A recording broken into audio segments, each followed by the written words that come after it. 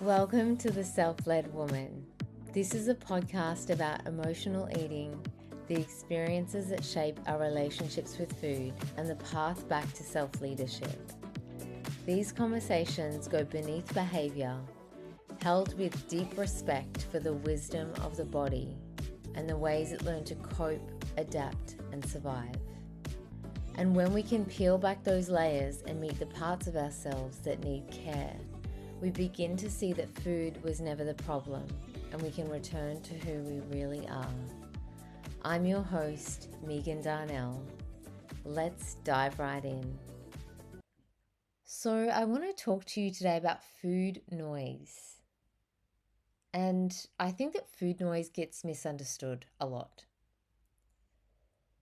Food noise isn't a lack of discipline or some sort of personal failure or that you're doing something wrong.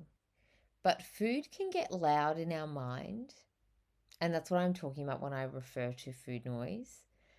When your system is stretched too thin, which is another way of saying that you're really stressed or really overwhelmed or just completely at capacity. And when people are talking about food noise, they usually mean that there's this constant thinking about food. What to eat, what not to eat, like when to eat, whether you should eat yet or later, whether you deserve to eat this.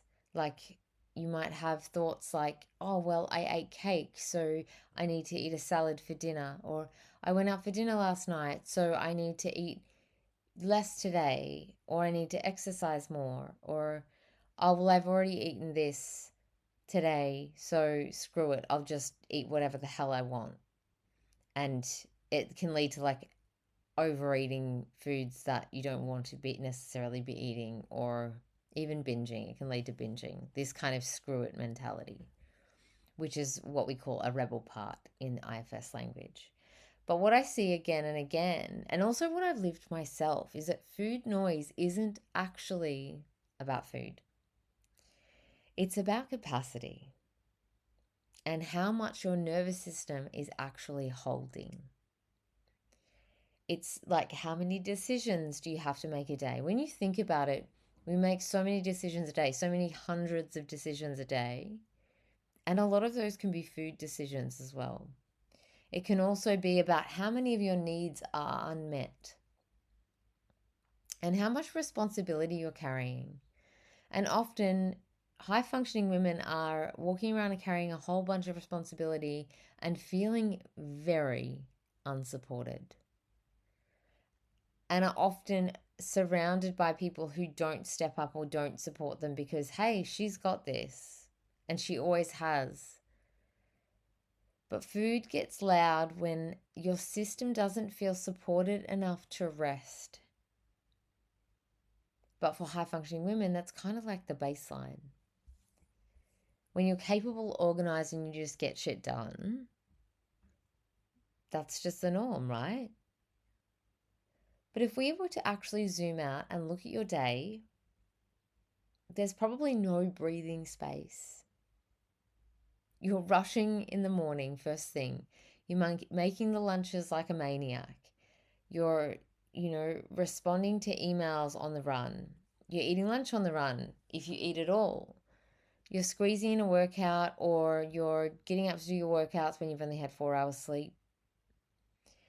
You're swallowing things, as in, when people irritate you or if someone says something that bugs you, you just, rather than saying something, you just swallow it. You say things like, it's fine, I got it, when you actually have no capacity. You're kind of holding things together. But your system is wired. And when our system has been running on that mode for days or weeks or sometimes years, sometimes decades, and if you are familiar with IFS, or as you get to learn more about it, as I talk about it, you'll learn that some of these parts started doing their job when you were maybe 6. So if you're in your 30s, for example, or even 40s, think about that your system has felt like this progressively over that time. And when you've been running that way for that long, eventually something inside you kind of feels like it's going to break, or it's like this, I can't keep doing this. Like it's an exhaustion that you feel down to your very bones. And food becomes this place where you finally just get a moment of relief sometimes. And food reliably does something for your nervous system. It slows things down. It can ground you. It gives us relief when we are these high functioning women running around living like this. It's sometimes the only thing that gives you relief.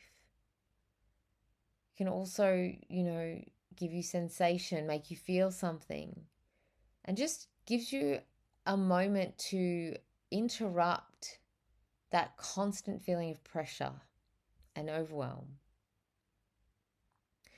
So through the IFS lens, when we're looking at the different parts that are at play here, we've got parts that soothe us, or like comfort eating parts. We've also got parts that learned very early on. Our relationships with food are very complex.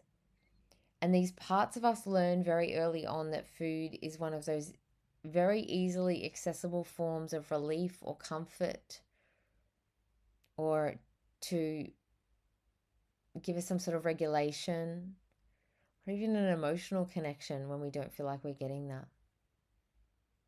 And it's worked. It's worked for all of this time. So those parts of us that are doing a job of trying to keep you relieved or comforted or your emotional needs met or soothed, they don't just disappear because you decided to start a nutrition plan or decided to educate yourself and you understand what protein, fiber, calories are doing for you. They quieten your system, which feels safer and more supported in those moments.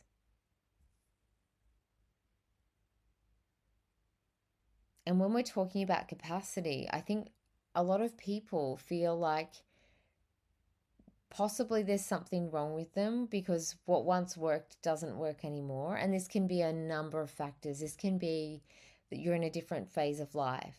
You might be different hormonally. You might have children and your life is very full and there's lots of responsibility. And capacity changes over our lifespan for different reasons, whether it's our life has got more responsibility, or maybe there's changes in our hormones, changes in our mental health.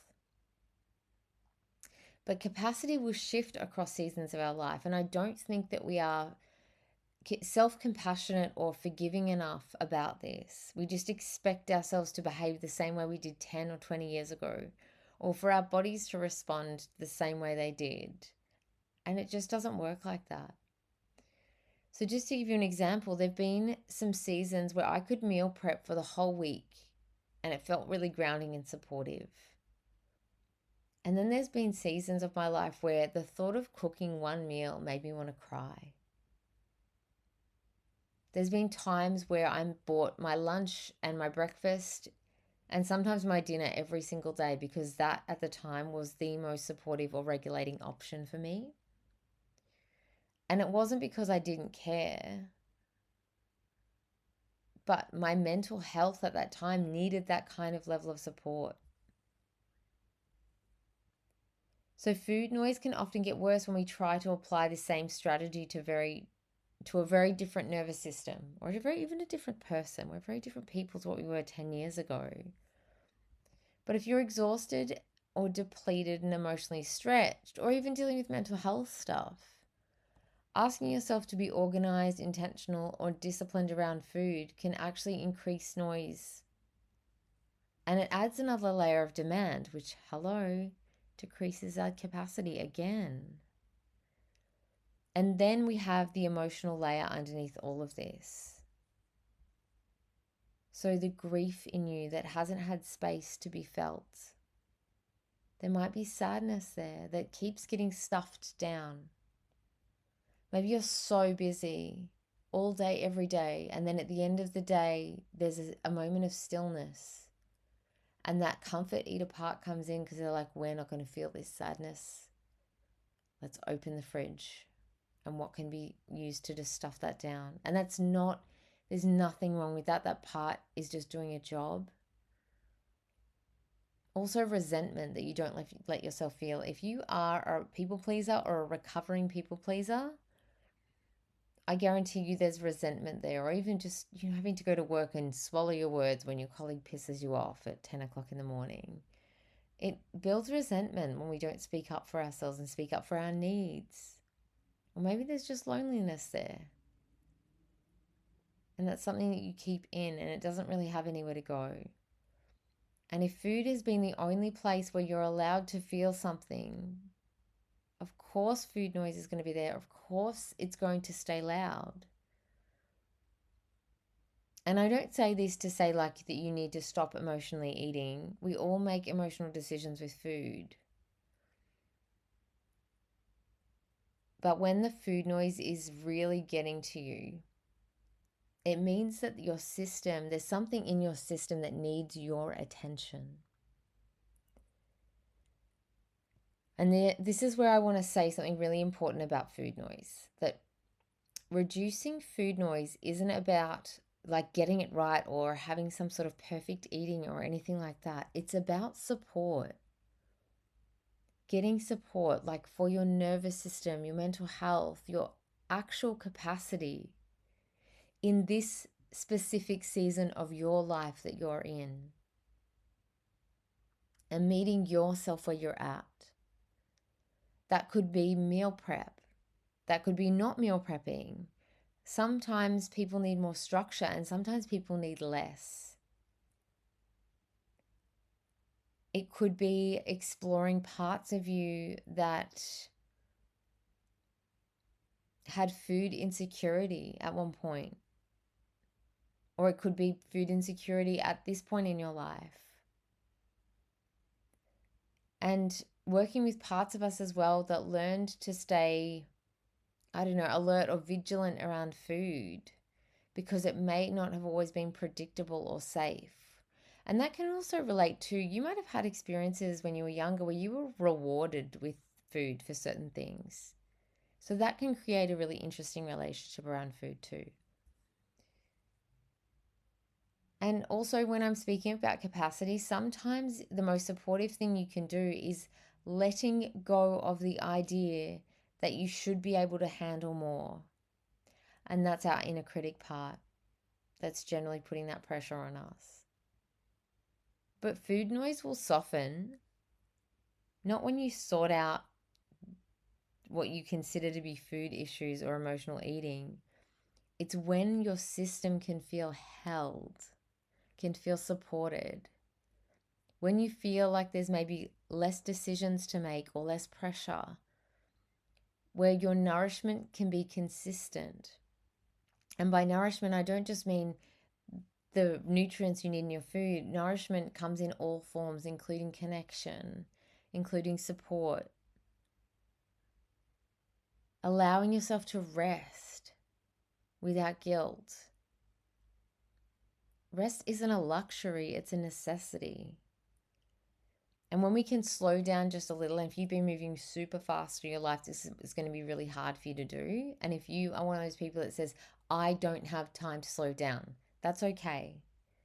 One thing I want to offer to you is to say that if you are going to go through your day and continue with everything that you're doing, keep doing it. But just move half a second slower. That doesn't require you to drop anything or leave anything by the wayside. You can still do everything, and from the outside, it's going to look like you are moving at exactly the same pace. But internally, moving half a second slower. I tried this earlier this year because I gave this advice to a client, and I thought, that's good advice. I'm going to take it. And it changed my life. Like, it changed my relationship. It changed my relationship to myself. I could slow down enough to go at many points in the day, what is it that I'm needing right now? And offer that to myself. That was so supportive. And when we can do this, we don't then need to shove down our feelings, or, we have enough space, we have more capacity in our system. And that's where it starts. Capacity starts internally. Yes, it can start externally. You can ask for more support or put supports in place. But if you moved half a second slower, just try that and watch what happens. And if you're maybe listening to this and thinking, I don't even know what I need, I don't know what my system needs anymore. Well, that makes complete sense. Especially if you've spent years, maybe even decades, overriding what you need.